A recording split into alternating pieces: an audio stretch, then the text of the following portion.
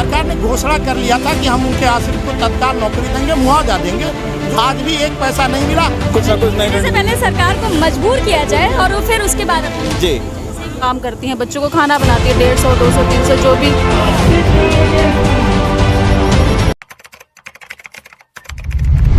गुरु गोविंद दो खड़े काके लागू पाए, बलिहारी गुरु आपके गोविंद दियो बताए। शिक्षक जो बच्चों के जीवन से अंधकार का तमस हटाकर उसे ज्ञान का प्रकाश देता है। ज़रा सोचिए, अगर उन्हीं शिक्षकों का भविष्य अंधकारमय हो जाए तो क्या होगा।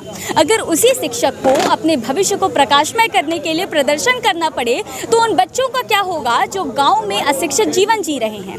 नमस्कार, मैं आपके साथ प्राची पांडे और आप सत्याग्रह देख रहे हैं। तो आज फिलहाल मैं पनियारा ब्लॉक में बीआरसी पर मौजूद हूँ और यहाँ पर शिक्षकों का जो प्रदर्शन चल रहा है उसको कवर करने के लिए हम यहाँ आए हैं और उन तमाम शिक्षकों से जानने की कोशिश करेंगे कि आज ऐसा क्या हुआ जिसकी वजह से शिक्षकों को यहाँ आकर प्रदर्शन करना पड़ा है। तो ऐसे में आइए जानते हैं कि इनकी मांगे क्या हैं, किस वजह से आज ये लोग प्रदर्शन कर रहे हैं और क्या कुछ कहना चाहेंगे। आपसे शुरुआत करते हैं सर, पहले अपना थोड़ा सा परिचय दें। मैं रामसुंदर गुप्ता जी, उत्तर प्रदेशी प्राथमिक शिक्षक संघ ब्लॉक इकाई का वरिष्ठ उपाध्यक्ष हूँ और जो ये प्रदर्शन चल रहा है उसका प्रमुख उद्देश्य है कि आप सभी को अवगत होगा कि 1 अप्रैल 2005 के बाद समस्त कर्मचारियों का हक छीन लिया गया, क्योंकि सबसे प्रमुख बात थी कि उसे पुरानी पेंशन प्राप्त होती थी, लेकिन यह सरकार पुरानी पेंशन समाप्त कर दी है। उसी के विरुद्ध हम 14 सितंबर से ब्लॉक स्तर पर, उसके बाद जैसा निर्देश होता है जिले स्तर पर और प्रदेश स्तर पर, इसी मांग को लेकर प्रमुख मांग मेरी है कि पुरानी पेंशन बहाल की जाए। इसको लेकर हम धरना प्रदेश स्तर पर करने के लिए है। अभी तो हम शुरुआत इस ब्लॉक स्तर पर किए हुए हैं। ऐसी के साथ इस 21 मांगों में से हमारी कुछ मांगें और हैं, जैसे कोरोना काल में जिनकी मृत्यु हुई है, सरकार ने घोषणा कर लिया था कि हम उनके आश्रित को तत्काल नौकरी देंगे, मुआवजा देंगे, जो भी निर्देश था, लेकिन आज तक हमारे शिक्षक को, शिक्षकेतर कर्मचारी को, उसको आज भी एक पैसा नहीं मिला। यहाँ तक अधिसंख्य पदों पर नियुक्ति की बात कही गई थी, लेकिन उसका शासनादेश भी जारी नहीं हुआ। मैं आग्रह कर रहा हूँ मुख्यमंत्री जी से, ये प्रार्थना कर रहा हूँ कि जो आप कह रहे हैं उसका पालन निश्चित रूप से हमारे लिए कराया जाए, क्योंकि कोरोना में जिनकी मृत्यु हुई उनके परिवार की स्थिति क्या होगी ये अब सोचनीय बिंदु है।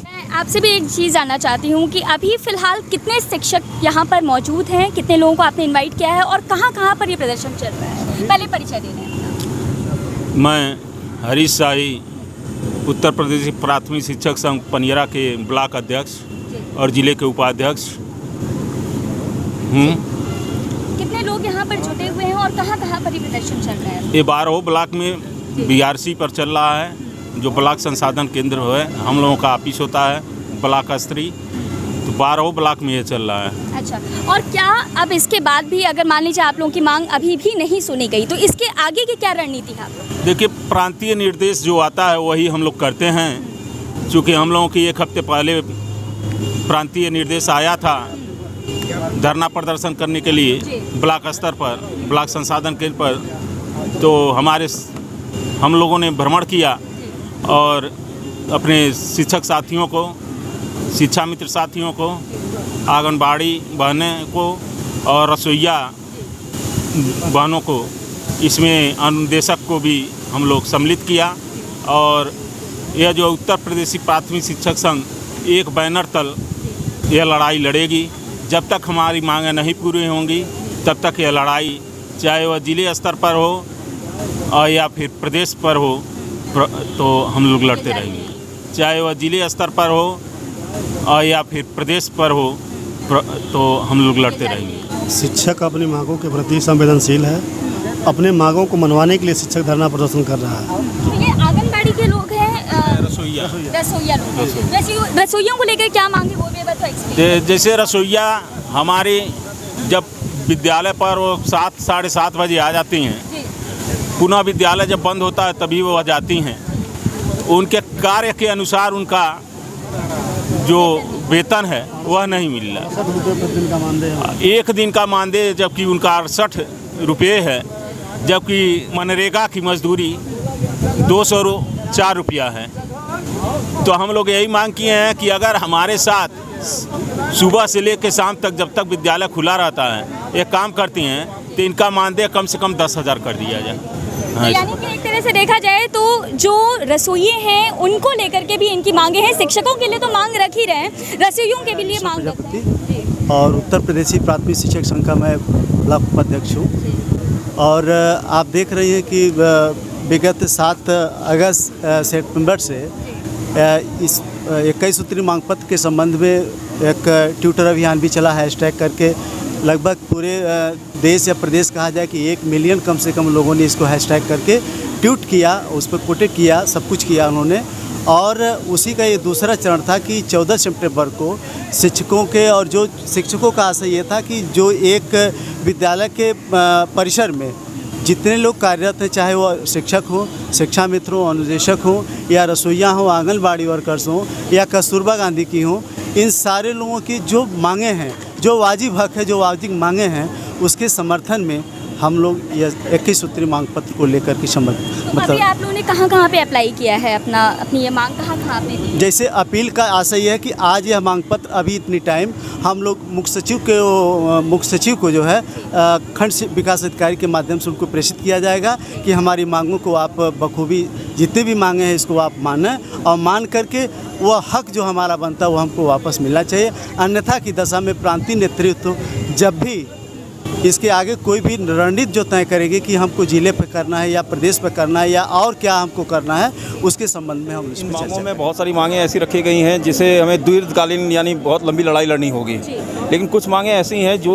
छोटी छोटी मांगों को हम लोग पूर्ति कर सके, शिक्षक समाज बच्चों तक अच्छी तरह से पहुँच सकता है। जैसे एक छोटा सा है कि हम पदोन्नति की मांग कर रहे हैं। सरकार पदोन्नति में तमाम अड़चनें लगा रही है। कुछ पूर्व माध्यमिक विद्यालय के कुछ शिक्षकों का कोर्ट में मैटर चल रहा है। लेकिन क्या हम ये नहीं कर सकते कि हम इंचार्ज पद पर आज 5-6 सालों से काम कर रहे हैं, जबकि हमको सैलरी वही सहायक अध्यापक मिल रही है, और आज हम सहायक अध्यापक कहे भी जाते हैं जिसमें हमें कोई भी ऐसी बेनिफिट नहीं मिलती है जो हमें प्रधानाध्यापक मिलनी चाहिए। तो क्यों ना, क्योंकि किसी भी कंपनी में या कहीं पर भी इंचार्ज का पद 6 महीने 3 महीने के लिए होता है, लेकिन हमारे वहाँ 5 सालों से 6 सालों से चला आ रहा है। तो मेरी ये मांग थी क्यों ना हमारा प्रांतीय नेतृत्व ये कहे कि एक दिन निश्चित कर लिया जाए कि हम सभी लोग जो स्वेच्छा से इस्तीफ़ा देना चाहें कि हम इंचार्ज पद पर काम नहीं करेंगे, तो उसे तुरंत किया जा सकता है, और फिर सरकार सोचने में मजबूर होगी कि प्रधानाध्यापक पद का काम किससे कराया जाए। तो निश्चित रूप से पदोन्नति के लिए वो कुछ ना कुछ नहीं, पहले सरकार को मजबूर किया जाए और फिर उसके बाद अपनी मांग जी। इसी तरह से मेरी दूसरी मांग में जो मांग रखी गई है पुरानी पेंशन की, मैं कह रहा हूँ कि हमें भी मत दीजिए पुरानी पेंशन, हमें नहीं चाहिए, लेकिन आप भी मत लीजिए। तो हम वो कहें कि आपको जो अच्छा लगता है वो हमें दीजिए, क्योंकि आप हमारे मुखिया हैं, हमने चुनकर आपको भेजा है कि वो काम आप करें जो काम हमको अच्छे लगते हैं। तो आप अपने लिए ऐसी अपने लिए मीठा और बाकियों के लिए बाकी करके तो अभी फिलहाल हमारे साथ कुछ महिला शिक्षिका भी हैं और उनसे हम बात करेंगे कि हाँ, आप बता दें, पहले अपना परिचय दे दें आप। मेरा नाम ममता श्रीवास्तव है जी मैं जिला अध्यक्ष कस्तूरबा गांधी बालिका विद्यालय है महाराजगंज। अच्छा, तो मैं आपसे जानना चाहती हूँ कि यहाँ पर महिलाओं को और जो यहाँ पे रसोइयाँ हैं उनको लेकर के जो मांगी गई हैं, जो यहाँ पे मांग रखी गई है, उसको लेकर के आप क्या कहना चाहते हैं? सभी की मांग जायज़ है। इतने कम पैसे में एक आदमी का जीवन यापन कैसे हो सकता है उसके परिवार का, इसलिए सरकार को ये ध्यान देना चाहिए कि उसको एक सही मानदेय, सही पैसा दिया जाए। तो मैं जानना चाहती हूँ आपसे कि अभी फ़िलहाल कितना मानदेय उनको दिया जाता है जो रसोइयाँ हैं, और कितने बच्चों का खाना बनाती हैं? क्योंकि आपको ये तो पता है कि चलिए मानदेय कम है, लेकिन आप ये भी समझिए कि कितने सारे बच्चों का खाना वो बनाती हैं और कितनी मेहनत करती हैं। तो ऐसे में उनकी मेहनत को ध्यान में रखते हुए मैं जानना चाहती हूँ, आप तो रोज़ देखती होंगी वहाँ पर कितने बच्चों का होता है? कस्तूरबा में तो 100 बच्चे हैं, 100 बच्चों का भोजन 3 रसोइया बनाती हैं। अच्छा, और इतना कठिन मेनू है और उनको 5,000 रुपये मानदेय दिया जाता है, उसमें उनका जीवन यापन कैसे होगा इस महंगाई के दौर में? तो एक तरफ महंगाई भी बढ़ रही है, दूसरी तरफ जो है वो मानदेय भी नहीं बढ़ाया जा रहा है, और ऐसे में शिक्षकों को आकर के यहाँ पे प्रदर्शन करना। मेरे साथ अनीता जी भी हैं, आप अपना पोस्ट बता दीजिए कि आप शिक्षक संघ के किस पोस्ट? अनीता दुबे हूँ और महिला उपाध्यक्ष हूँ। और यहाँ पनियरा से हूँ। पनियरा से। मैं जानना चाहती हूँ अनीता जी कि अब आज जब आप लोग यहाँ पर आए, क्योंकि ये बार बार कहा जाता है कि जब शिक्षक प्रदर्शन करता है तो ऐसे में बच्चे कहाँ क्या कर रहे हैं, स्कूल कैसे चल रहे हैं, तो मैं जानना चाहती हूँ कि उस जिम्मेदारी को आप लोग कैसे निभाते हुए यहाँ पर आए हैं। एक्चुअली ये हमारे शिक्षक संघ जो हैं उनका पूरा हमारे पास साथ सपोर्ट था। उन्होंने कहा था कि आप लोग CL लीजिए और इस धरने में प्रदर्शन करिए, और वो हमारा पूरा साथ दे रहे हैं। हमारी पुरानी पेंशन जो हमारी मांगे हैं उसके लिए, और रसोईया जो हमारे वहाँ का, और उनका मानदेय सिर्फ 1500 रुपया है, और हम चाहते हैं कि वो 50 रुपये में काम न करके पर डे कम से कम 500 उनको मिल जाए, ताकि उनका हम 70,000 80,000 रुपये पा रहे हैं, हमारा जीवन यापन नहीं हो पा रहा है, वो 1500 में कैसे अपना जीवन यापन करेंगी।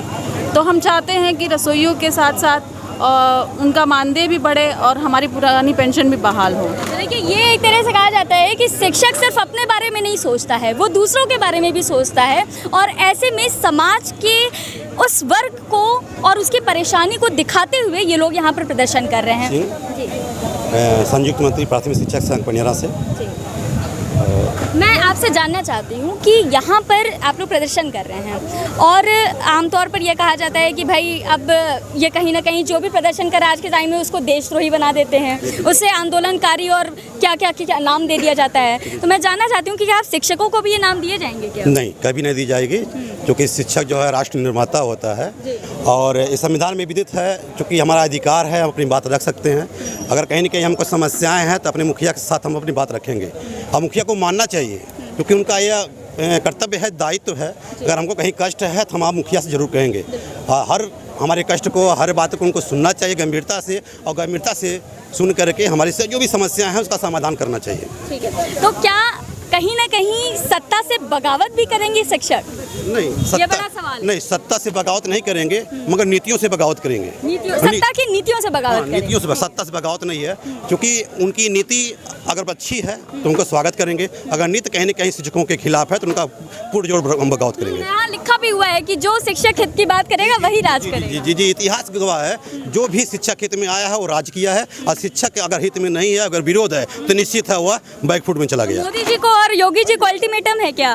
बिल्कुल जल्द खुला चैलेंज है। अगर आप शिक्षक के साथ हैं, शिक्षक की समस्याओं को अगर सुनते हैं और उसका दूर करते हैं, शिक्षक आपके कदम से कदम मिलाकर चलने वाला है। मगर अगर शिक्षक की समस्याओं को अनदेखा करते हैं तो निश्चित है 2022 में उनका भुगतना पड़ जाएगा।